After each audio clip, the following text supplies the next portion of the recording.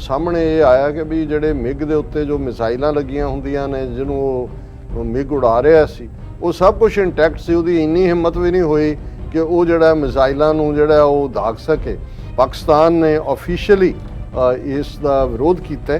ਉਹਨਾਂ ਨੇ ਕਿਹਾ ਕਿ ਜਿਹੜਾ ਮਿਲਟਰੀ ਕੋਡ ਆਫ ਕੰਡਕਟ ਹੈ ਉਹਦੇ ਖਿਲਾਫ ਹੈ, ਉਹਨੂੰ ਆਨਰ ਕਰਨਾ। ਉਹਨਾਂ ਨੇ ਕਿਹਾ ਕਿ ਇਹ ਮਾਮਲਾ ਦਰਸਾਉਂਦਾ ਹੈ ਕਿ ਕਿਵੇਂ ਭਾਰਤ ਫੈਕਟਸ ਨੂੰ ਗਲਤ ਢੰਗ ਨਾਲ ਪੇਸ਼ ਕਰਦਾ ਹੈ ਔਰ ਉਸ ਵਿਅਕਤੀ ਦਾ ਆਨਰ ਕਰਦਾ ਹੈ ਜਿਸ ਨੇ ਪਾਕਿਸਤਾਨ ਦੇ ਜਹਾਜ਼ ਨੂੰ ਛੋਇਆ ਤੱਕ ਨਹੀਂ।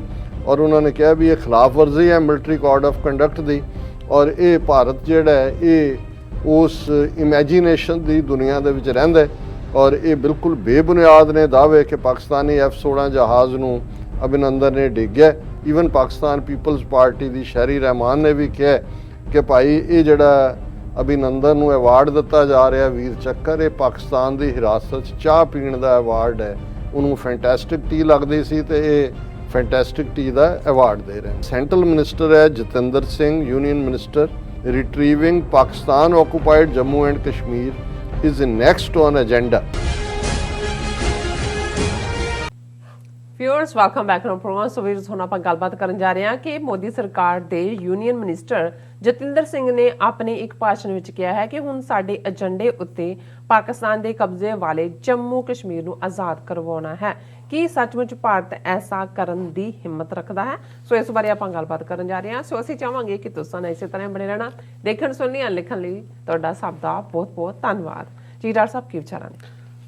ਦੇਖੋ, ਕਿਉਂਕਿ ਜਿੱਥੇ ਫੇਕ ਅਕਾਊਂਟ ਸੋਸ਼ਲ ਮੀਡੀਆ ਤੇ ਬਣਾ ਕੇ ਜਾਂ ਡਿਸਇਨਫੋ ਲੈਬ ਦਾ ਆਪਣਾ ਝੂਠਾ ਇਨਫਰਾਸਟ੍ਰਕਚਰ 116 ਮੁਲਕਾਂ 'ਚ ਖੜਾ ਕਰਕੇ ਆਪਣਾ ਝੂਠ ਵੇਚ ਰਹੇ ਨੇ, ਉੱਥੇ ਆਪਣੇ ਲੋਕਾਂ ਸਾਹਮਣੇ ਜਿਹੜਾ ਅਭਿਨੰਦਨ ਗ੍ਰਿਫਤਾਰ ਹੁੰਦਾ ਹੈ ਉੱਥੇ ਉਹਨੂੰ ਉਹ ਬਹੁਤ ਚੰਗਾ ਸਲੂਕ ਕਰਕੇ ਵਾਪਸ ਭੇਜ ਦਿੰਦੇ ਨੇ ਪਾਕਿਸਤਾਨ ਵਾਲੇ। ਫੈਂਟੈਸਟਿਕ ਟੀ ਵੀ ਉਹ ਕਹਿ ਰਿਹਾ। ਹੁਣ ਉਹਨੂੰ ਕਿਵੇਂ ਇੱਕ ਝੂਠਾ ਯੋਧਾ ਸਾਬਤ ਕਰਨ ਦੇ ਲਈ ਵੀਰ ਚੱਕਰ ਦਿੱਤਾ ਗਿਆ। ਉਹਦੀ ਜਿਹੜੀ ਸਾਈਟੇਸ਼ਨ ਹੈ ਉਹਦੇ 'ਚ ਕਿਹਾ ਗਿਆ ਕਿ ਜੀ ਇਹ ਅਭਿਨੰਦਨ ਨੇ ਜਿਹੜਾ ਪਾਕਿਸਤਾਨ ਦਾ F-16 ਜਿਹੜਾ ਉਹ ਮਾਰ ਗਿਰਾਇਆ। ਔਰ ਹਾਲਾਂਕਿ ਉਦੋਂ ਵੀ ਸਾਹਮਣੇ ਆਇਆ ਸੀ ਕਿ ਅਮਰੀਕਾ ਨੇ ਪੂਰਾ ਉਹ ਤਾਂ ਗਿਣਦੇ ਨੇ ਕੀ ਚੀਜ਼ ਹੈ F-16 ਇਹਨਾਂ ਦੇ ਅਮਰੀਕਨ ਨੇ ਜਹਾਜ਼ ਔਰ ਇਸ ਦੇ ਉਲਟ ਉਹਦੀ ਬਹਾਦਰੀ ਦੀਆਂ ਘਟਨਾਵਾਂ ਔਰ ਸਾਹਮਣੇ ਇਹ ਆਇਆ ਕਿ ਵੀ ਜਿਹੜੇ ਮਿਗ ਦੇ ਉੱਤੇ ਜੋ ਮਿਸਾਈਲਾਂ ਲੱਗੀਆਂ ਹੁੰਦੀਆਂ ਨੇ ਜਿਹਨੂੰ ਉਹ ਮਿਗ ਉਡਾ ਰਿਹਾ ਸੀ ਉਹ ਸਭ ਕੁਝ ਇੰਟੈਕਟ ਸੀ। ਉਹਦੀ ਇੰਨੀ ਹਿੰਮਤ ਵੀ ਨਹੀਂ ਹੋਈ ਕਿ ਉਹ ਜਿਹੜਾ ਮਿਸਾਈਲਾਂ ਨੂੰ ਜਿਹੜਾ ਉਹ ਦਾਗ ਸਕੇ। ਹੁਣ ਇਹ ਜਦੋਂ ਇਹਨਾਂ ਨੇ ਵੀਰ ਚੱਕਰ 'ਚ ਝੂਠੀ ਅਗੇਨ ਜਿਹੜੀ ਹੈ ਸਾਈਟੇਸ਼ਨ F-16 ਦੀ ਦਿੱਤੀ, ਪਾਕਿਸਤਾਨ ਨੇ ਆਫੀਸ਼ੀਅਲੀ ਇਸ ਦਾ ਵਿਰੋਧ ਕੀਤਾ। ਉਹਨਾਂ ਨੇ ਕਿਹਾ ਕਿ ਜਿਹੜਾ ਮਿਲਟਰੀ ਕੋਡ ਆਫ ਕੰਡਕਟ ਹੈ ਉਹਦੇ ਖਿਲਾਫ ਹੈ, ਉਹਨੂੰ ਆਨਰ ਕਰਨਾ। ਔਰ ਉਹਨਾਂ ਨੇ ਕਿਹਾ ਕਿ ਇਹ ਮਾਮਲਾ ਦਰਸਾਉਂਦਾ ਹੈ ਕਿ ਕਿਵੇਂ ਭਾਰਤ ਫੈਕਟਸ ਨੂੰ ਗਲਤ ਢੰਗ ਨਾਲ ਪੇਸ਼ ਕਰਦਾ ਹੈ ਔਰ ਉਸ ਵਿਅਕਤੀ ਦਾ ਆਨਰ ਕਰਦਾ ਜਿਸ ਨੇ ਪਾਕਿਸਤਾਨ ਦੇ ਜਹਾਜ਼ ਨੂੰ ਛੋਇਆ ਤੱਕ ਨਹੀਂ।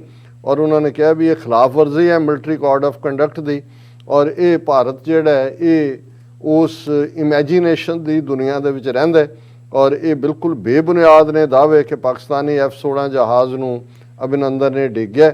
ਔਰ ਇਹੀ ਕੰਮ ਈਵਨ ਰੂਲਿੰਗ ਪਾਰਟੀ ਨੇ ਤਾਂ ਕਿਹਾ ਹੀ ਹੈ, ਗਵਰਨਮੈਂਟ ਫੌਜ ਨੇ। ਈਵਨ ਪਾਕਿਸਤਾਨ ਪੀਪਲਜ਼ ਪਾਰਟੀ ਦੀ ਸ਼ਹਿਰੀ ਰਹਿਮਾਨ ਨੇ ਵੀ ਕਿਹਾ ਕਿ ਭਾਈ ਇਹ ਜਿਹੜਾ ਅਭਿਨੰਦਨ ਨੂੰ ਅਵਾਰਡ ਦਿੱਤਾ ਜਾ ਰਿਹਾ ਵੀਰ ਚੱਕਰ, ਇਹ ਪਾਕਿਸਤਾਨ ਦੀ ਹਿਰਾਸਤ 'ਚ ਚਾਹ ਪੀਣ ਦਾ ਅਵਾਰਡ ਹੈ।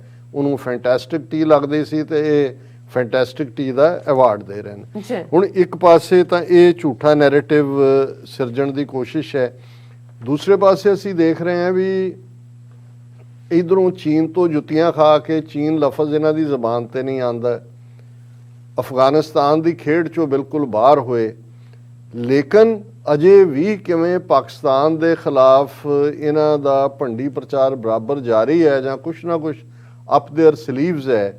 ਕਿ ਉਹਨਾਂ ਦਾ ਸੈਂਟਰਲ ਮਿਨਿਸਟਰ ਹੈ ਜਤਿੰਦਰ ਸਿੰਘ, ਯੂਨੀਅਨ ਮਿਨਿਸਟਰ, ਉਹਨੇ ਇੱਕ ਦਿੱਲੀ ਦੇ ਵਿੱਚ ਇੱਕ ਵੱਡਾ ਫੰਕਸ਼ਨ ਜਿਹਦਾ ਮੀਰਪੁਰ ਬਲੀਦਾਨ ਦਿਵਸ ਦੇ ਨਾਂ ਦੇ ਥੱਲੇ ਜਿਹੜੇ ਮੀਰਪੁਰ ਤੋਂ ਆਏ, ਆਜ਼ਾਦ ਕਸ਼ਮੀਰ ਦਾ ਹਿੱਸਾ ਹੈ ਮੀਰਪੁਰ, ਉਹਨਾਂ ਹਿੰਦੂਆਂ ਨੂੰ ਐਡਰੈਸ ਕਰਦਿਆਂ ਉਹਨੇ ਇਹ ਗੱਲ ਕਹੀ, ਚੀਫ ਗੈਸਟ ਸੀ ਉੱਥੇ, ਕਿ ਭਾਈ ਅਸੀਂ ਜਿਹੜਾ ਸਾਡਾ ਔਰ ਇਹਦੀ ਹੈਡਲਾਈਨ ਹੀ ਮੀਡੀਆ ਦੇ ਉਹਨਾਂ ਨੇ ਲਾਈ ਹੋਈ ਹੈ, retrieving Pakistan occupied Jammu and Kashmir is next on agenda. ਉਹਨੇ ਕਿਹਾ ਜੀ ਸਾਡਾ ਜਿਹੜਾ ਨੈਕਸਟ ਏਜੰਡਾ ਹੈ ਜਿਹੜਾ ਪਾਕਿਸਤਾਨ ਦੇ ਕਬਜ਼ੇ ਵਾਲਾ ਜੰਮੂ ਕਸ਼ਮੀਰ ਹੈ ਉਹਨੂੰ ਅਸੀਂ ਆਜ਼ਾਦ ਕਰਵਾਉਣਾ ਹੈ। ਔਰ ਉਹਦੇ 'ਚ ਇਹ ਕਹਿ ਰਿਹਾ ਕਿ ਵੀ retrieving Pakistan occupied Jammu and Kashmir is not only a political and national agenda but also a responsibility towards the respect for human rights, because our brethren in Pakistan occupied Jammu and Kashmir are living in inhuman conditions and have been mercilessly denied even basic amenities like health care and education। ਉਹ ਜਿਸ ਮੁਲਕ 'ਚ 40% ਤੋਂ ਲੋਕ ਜ਼ਿਆਦਾ ਲੋਕ ਗਰੀਬੀ ਰੇਖਾ ਤੋਂ ਥੱਲੇ ਨੇ, ਭੁੱਖਮਰੀ ਆ ਕੋਵਿਡ ਦੇ ਚਲਦਿਆਂ ਇਹਨਾਂ ਦਾ ਜਲੂਸ ਹਰ ਪੱਖੋਂ ਨਿਕਲਦਾ ਹੈ, ਉਹ ਬਹਾਨਾ ਇਹ ਕਹਿ ਰਿਹਾ ਜੀ ਸਾਡੇ ਭਰਾ ਜਿਹੜੇ ਪਾਕਿਸਤਾਨੀ ਆਕੂਪਾਈਡ ਕਸ਼ਮੀਰ 'ਚ ਬੈਠੇ ਨੇ ਉਹਨਾਂ ਨੂੰ ਸਿਹਤ ਸਹੂਲਤਾਂ ਨਹੀਂ ਨੇ, ਉਹਨਾਂ ਨੂੰ ਹੈਲਥ ਕੇਅਰ ਨਹੀਂ ਹੈ। ਅੱਛਾ। ਔਰ ਅਸੀਂ ਜਿਹੜਾ ਇਹ ਸਾਡੇ ਨੈਕਸਟ ਏਜੰਡੇ ਤੇ ਹੈ। ਫਿਰ ਉਹ ਪਟੇਲ ਦੇ ਗੁਣ ਗਾ ਰਿਹਾ ਕਿ ਜੀ ਇਹ ਤਾਂ ਪਟੇਲ ਨਹੀਂ ਲੈ ਲੈਣਾ ਸੀ, ਪਰ ਕਿਉਂਕਿ ਨਹਿਰੂ ਨੇ ਕਿਹਾ ਜੀ ਮੈਂ ਜੰਮੂ ਕਸ਼ਮੀਰ ਹੈਂਡਲ ਕਰਾਂਗਾ, ਉਹਨੇ ਉਹਨੂੰ ਮਿਸ ਹੈਂਡਲ ਕੀਤਾ ਔਰ UN 'ਚ ਲੈ ਗਿਆ। ਔਰ ਦੂਸਰਾ ਜੇ ਪਟੇਲ ਨੂੰ ਫ੍ਰੀ ਹੈਂਡ ਦਿੱਤਾ ਹੁੰਦਾ ਤੇ ਫਿਰ ਉਸ ਨੇ ਇਸ ਨੂੰ ਲਿਬਰੇਟ ਕਰਾ ਲੈਣਾ ਸੀ। ਸੋ ਕੱਲਾ ਇਹੀ ਨਹੀਂ ਹੈ ਕਿ ਵੀ ਇਹ ਆਪਣਾ ਉਸ ਸਾਰਾ ਜਿਹੜਾ ਉਹਨਾਂ ਦਾ ਨੈਰੇਟਿਵ ਹੈ ਝੂਠ ਦਾ ਏਜੰਡਾ ਉਹਨੂੰ ਜਾਰੀ ਰੱਖ ਰਹੇ ਨੇ, ਪਰ ਪਾਕਿਸਤਾਨ ਦੇ ਵਿੱਚ ਵੀ ਅੰਦਰੂਨੀ ਜਿਹੜੀ ਇਹਨਾਂ ਦੀ ਮੀਡੀਆ ਦੀ ਖਬਰ ਹੈ, ਮੈਂ ਪਾਕਿਸਤਾਨ ਦੇ ਮੀਡੀਆ 'ਚ ਤਾਂ ਚੈੱਕ ਨਹੀਂ ਕਰ ਸਕਿਆ। Protest erupt in Pakistan amid growing backlash against China Pakistan economical corridor project. Karachi ਦੇ ਹਵਾਲੇ ਨਾਲ ਹੈ ਕਿ ਭਾਈ ਜਿਹੜਾ ਪਾਕਿਸਤਾਨ ਦੇ ਵਿੱਚ ਪ੍ਰੋਟੈਸਟ ਹੋ ਰਹੇ ਨੇ, ਗਵਾਦਰ ਜਿਹੜਾ ਚਾਈਨਾ ਪਾਕਿਸਤਾਨ ਇਕਨੋਮਿਕਲ ਕੋਰੀਡੋਰ ਦਾ ਹੈ, ਉਹ ਸਾਰੇ ਨੂੰ ਲੈ ਕੇ ਕਿ ਸਾਡੇ ਹੱਕ ਐਕਸਪਲੋਇਟ ਹੋ ਰਹੇ ਨੇ।